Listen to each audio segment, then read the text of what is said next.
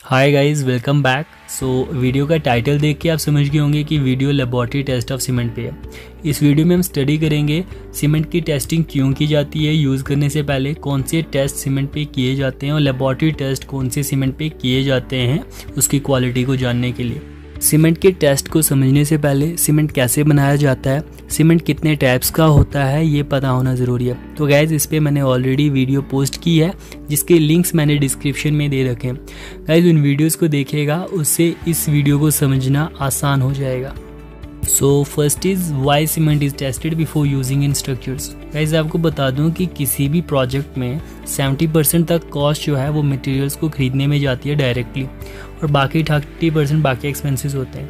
तो इसलिए इम्पॉर्टेंट है कि यूज़ करने से पहले उसकी क्वालिटी का पता हो और हम चेक करें। बाकी टेस्ट सीमेंट पे किए जाते हैं ताकि सीमेंट की स्ट्रेंथ और उसकी क्वालिटी के बारे में पता चल सके। Second one is what are the test conducted on cement. तो गाइस, दो तरह के टेस्ट होते हैं जो सीमेंट पे परफॉर्म किए जाते हैं उसकी क्वालिटी और स्ट्रेंथ को फाइंड करने के लिए, laboratory and field test. Laboratory test important होते हैं और किसी भी प्रोजेक्ट में सीमेंट को लेने से पहले लेबोरेटरी टेस्ट परफॉर्म किए जाते हैं।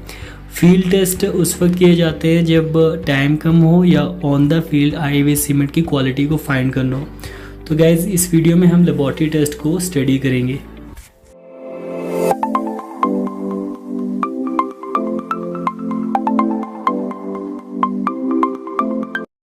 लेबोरेटरी टेस्ट ऑफ सीमेंट में सबसे पहला टेस्ट होता है फाइनेस टेस्ट ऑफ सीमेंट का।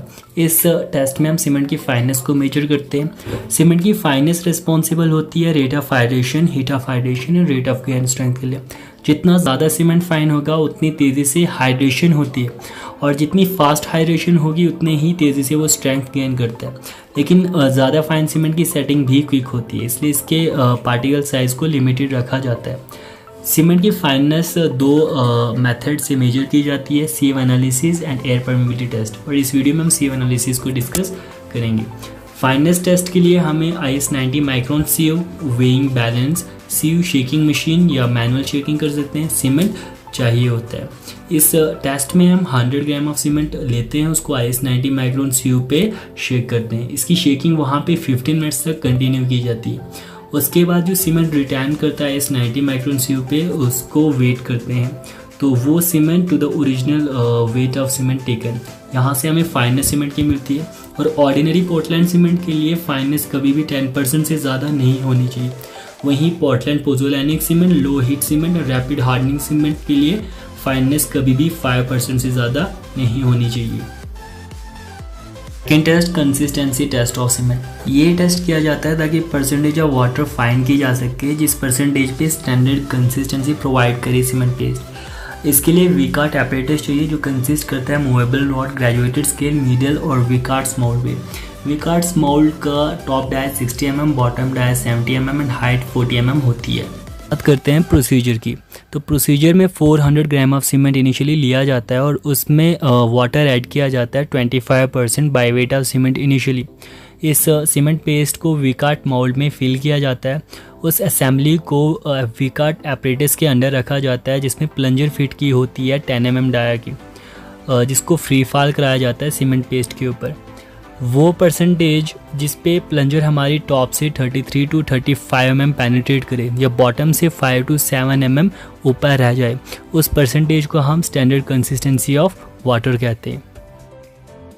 इस टेस्ट के दौरान गेजिंग टाइम का ध्यान रखना होता है। गेजिंग टाइम वो टाइम होता है जब सीमेंट में वाटर ऐड किया जाता है वहाँ से लेके जब सीमेंट को हम मोल्ड में डालते हैं।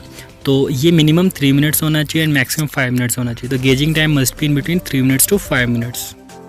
अब बात करते हैं सेटिंग टाइम टेस्ट की। इस टेस्ट को परफॉर्म करने के लिए भी विकार्ट एपरेटस की रिक्वायरमेंट होती है। इस टेस्ट में हम initial setting time and final setting time को फाइंड करते हैं। इनिशियल सेटिंग टाइम की बात करें तो इसका प्रोसीजर सेम रहता है जैसे कंसिस्टेंसी टेस्ट का था, सिर्फ दो चीज़ें रिप्लेस होती है। जो परसेंटेज ऑफ वाटर है वो 0.85 ऑफ पील लिया जाता है, मतलब जो percentage of water consistency test में यूज़ हुई थी उसके 85% ऐड किया जाता है इनिशियल सेटिंग टाइम में। सेकंड, जो प्लंजर 10 mm डाया की यूज़ होती थी कंसिस्टेंसी टेस्ट में, इस टेस्ट में उसको रिप्लेस किया जाता है 1 mm नीडल के साथ जो फ्लैट क्रॉस सेक्शन की होती है। अब सीमेंट पेस्ट को उसी तरीके से बनाया जाता है, विकार्ट मोल्ड में फिल किया जाता है। उसके बाद उस मोल्ड को पेस्ट के साथ प्लंजर नीडल के नीचे रखा जाता है। तो इनिशियली नीडल जो है वो फुल पेनिट्रेट कर जाती है, बट टाइम के साथ सीमेंट जैसे जैसे सेट होता है वो उसकी पेनिट्रेशन को रेजिस्ट करती है। तो टाइम जिस टाइम पर हमारी जो नीडल है टॉप से 33 to 35 mm पेनिट्रेट करे या बॉटम से 5 to 7 mm टॉप पे रह जाए, उसको हम इनिशियल सेटिंग टाइम कहते हैं। Now as per Indian standards initial setting time जो होता है OPC ordinary Portland cement, sulphate resisting cement, Portland pozzolana cement, rapid hardening cement का मिनिमम 30 मिनट्स होना चाहिए। लो हीट सीमेंट का इनिशियल सेटिंग टाइम 60 मिनट्स होता है एंड क्विक सेटिंग सीमेंट का इनिशियल सेटिंग टाइम जो है 5 मिनट्स होता है। गाइस ये कई बार कम्पिटिटिव एग्जाम्स में आ चुके हैं। अब फाइनल सेटिंग टाइम सीमेंट की बात करें तो इसमें सिर्फ नीडल को रिप्लेस किया जाता है और एक नीडल का यूज़ किया जाता है जो सर्कुलर क्रॉस सेक्शन की होती है, जो 0.5 mm प्रोजेक्टेड होती है और 1 mm डायमीटर की होती है। उस नीडल को सीमेंट पेस्ट पे फॉल करा जाता है टाइम के साथ, और जिस टाइम पे वो नीडल सीमेंट पेस्ट पे कोई भी इंप्रेशन मार्क ना कर सके उस टाइम को हम फाइनल सेटिंग टाइम सीमेंट का कहते हैं। तो as per Indian standard final setting time of OPC sulphate resisting cement, Portland pozzolana cement, rapid hardening Portland cement, high alumina cement should not be more than 10 hours, where as quick setting cement का जो final setting time है वो 30 minute होता है as per Indian standards. अब बात करते हैं crushing strength test of cement. इस टेस्ट को किया जाता है ताकि सीमेंट की स्ट्रेंथ मेजर की जा सके। इस टेस्ट में सीमेंट क्यूब्स को बनाया जाता है जिनका साइज 70.06 mm होता है, जिसमें सीमेंट और सैंड का प्रोपोर्शन 1:3 होता है और परसेंटेज ऑफ वाटर इस टेस्ट में P/4+3 ली जाती है, where P is the percentage of water जो स्टैंडर्ड कंसिस्टेंसी टेस्ट से हमें मिली थी। सीमेंट क्यूब्स बनाने के बाद 24 आवर्स के बाद उन क्यूब्स को निकाला जाता है और वाटर में रखा जाता है, और वाटर से उनको उसी दिन निकाला जाता है जिस दिन उनकी टेस्टिंग होती है। Like 3 days, 7 days and 28 days testing की जाती है। जो लोड अप्लाई किया जाता है CTM कंप्रेसिव टेस्टिंग मशीन में वो यूनिफॉर्मली अप्लाई किया जाता है @35 Nm/square mm। अब टेस्ट के बाद minimum compressive strength cement cubes की अगर 3 days स्ट्रेंथ लेते हैं तो it should never be less then 11.5 Nm/square mm, और 7 days की 17.5 Nm/m² से कम नहीं होनी चाहिए, और 28 days की बात करें तो it should never be less than 25 Nm/mm²।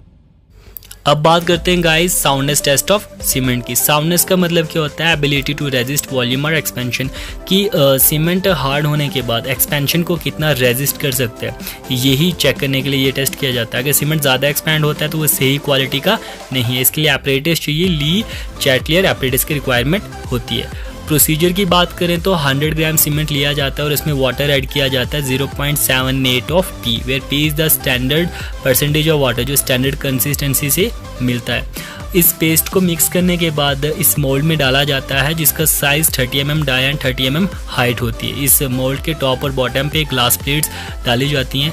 इस पूरी असेंबली को फिर वाटर में डाला जाता है जिसका temperature 25 degree Celsius to 29 degree Celsius के बीच में होना चाहिए।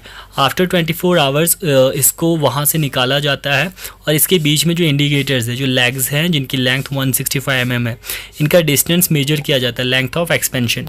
उसके बाद इस पूरी असेंबली को पानी में डाला जाता है जिस पानी का टेम्परेचर 25 to 30 मिनट्स में बॉइलिंग तक पहुंचना चाहिए और 3 आवर्स तक इसको बॉयल किया जाता है। इसके बाद जो डिस्टेंस इंडिकेटर्स के बीच में है वो फिर से मेजर किया जाता है। तो अब साउंडनेस को मेजर कैसे करते हैं? लेंथ एक्सपेंशन आफ्टर बॉइलिंग जो मिलती है हमारे पास minus length of expansion before boiling, इनका difference divided by length of expansion before boiling multiply by 100। तो यहाँ पे एक परसेंटेज मिलती है। तो this percentage should never be more than 10%। अगर 10% से ज़्यादा है तो मतलब ये सीमेंट ज़्यादा एक्सपैंड करेगा, तो it is not of good quality. But अगर ये परसेंटेज 10 से कम है तो the cement will not expand too much after hardening, so this cement is of good quality.